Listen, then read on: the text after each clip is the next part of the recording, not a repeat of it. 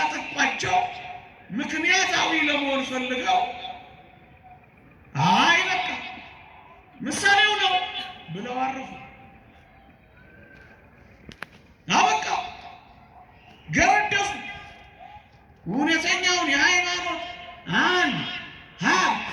ሀብታተ ቤተክርስቲያን ከሚባሉት ቁርባንን በምክንያታዊ ወዳጅ አማኝነትን በምክንያታዊነት መተካት ሲባል ምን ይመስላል? ስትጠመቅ ስለ መቀዝቀዙ ካሰብክ አማኝ ሳትሆን ምክንያታዊ ሆነ። ሲጾሙ ስለ መክሳታቸው የሚያስቡ ሰዎች፣ ስለ መታመማቸው የሚያስቡ ሰዎች አማኞች አይደሉም። ምክንያቱም ከተሳትፎ ትነጠላለህ። ምክንያተኛ ሆነ። ስትመጸውት ስለ መቀነሱ፣ ስትሰግድ ስለ መድከምህ፣ ሌሊት ስትነሳ እንቅልፍ ስለ ማጣትህ፣ እዚህ ስትቀመጥ ስለ መበረድህ ምክንያታዊ ብቻ ትሆናለህ። ይሄ ምንድን ነው? ከተሳትፎ የተለየ ክርስትና ከአማኝነት ወደ ምክንያታዊነት ይወርዳል። ለዚህ ነው ብዙ ሰዎች እምነት ምንድን ነው? ዝክር ምንድን ነው? ይኸውላችሁ ቀለል ያሉታል። እዚህ ውስጥም ሆነን አንዳንዶች አለ ምክንያታዊ አገልጋዮችም ሆነ ደግሞ እንደዚህ ተገልጋዮችም ሃይማኖትን ብቻ ምክንያታዊ ይሄ ምንድን የሰዎች ከክርስትና መነጠልና ከመንፈሳዊ ተሳትፎ መድከም ከቅዱሳት መጻሕፍት መርህ ይልቅ ሳይንስን ማግነን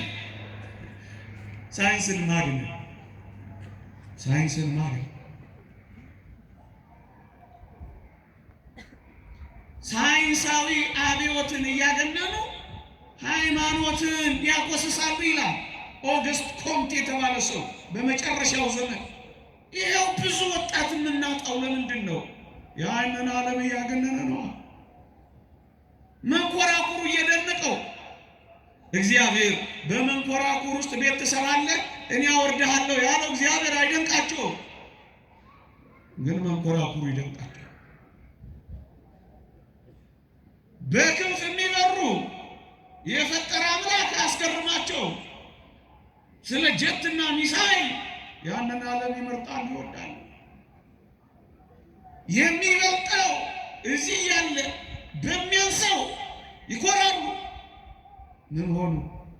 ከእግዚአብሔርና ከቅዱሳት መጻሕፍት መርህ ይልቅ ይሄን ዓለም ፈጣሪና ያደነቁ ሃይማኖትን ኋላ ቀር አደረጉ። አንዳንዶች እንደዚህ ብለውናል። ኋላ ቀሮች ናቸው ኦርቶዶክሶች ብለውናል። ያሉ ማን ፊት እንደሚቀድም ማን እንደሚከተል ፍጻሜ ባይኖር ኖሮ እናዝን ነበር። ፍጻሜው ላይ እንገናኛለን። ፉከራ አይደለም፣ እውነት ነው። ከጋርዮሻዊ ከህብረታዊ አኗኗር ይልቅ ግለኝነት ያበዛሉ። የሰዎች ከክርስትና መነጠልና ከመንፈሳዊ ሕይወት ተሳትፎ ማስወገድ ግለኛ መሆን ይኸውላችሁ በጣም የዚህ ሀሳብ ረቂቅ ሀሳብ ሃይማኖተኝነትንና የአምልኮ ተግባራትን ወደ ማድከምና ግለሰባዊ ወደ ማድረግ ነው የሚያሸጋግሩት። ለዚህ እኮ ነው አንዳንዶች ቤተን የገሌ ቸርች ግለኛ ወራ፣ ግለኛ ሰባት፣ ግለኛ አጥማቂ፣ የገሌ ብሔር ሲኖዶስ፣ የነገሌ ቤተ ክርስቲያን ግለኛ ይሆናል። ነግሰው መቀመጥ ይፈልጋል። ኦርቶዶክሳዊነት ህብረታዊ አንድነት ናት። ከጉባኤ ቤተ ክርስቲያን ከበላይ በአጸደ ነፍስ ካሉ ከቅዱሳን ከሰማዕታት ከብሔረ ሕያዋን ከብሔረ ብፁዓን በገጸ መሬት ካሉ ከግዑዛን ጋር ህብረታዊ አንድነት ናት። የኔ የሚባል የሌላ እሱ ነው አሁን አንዱ የተሰበረው።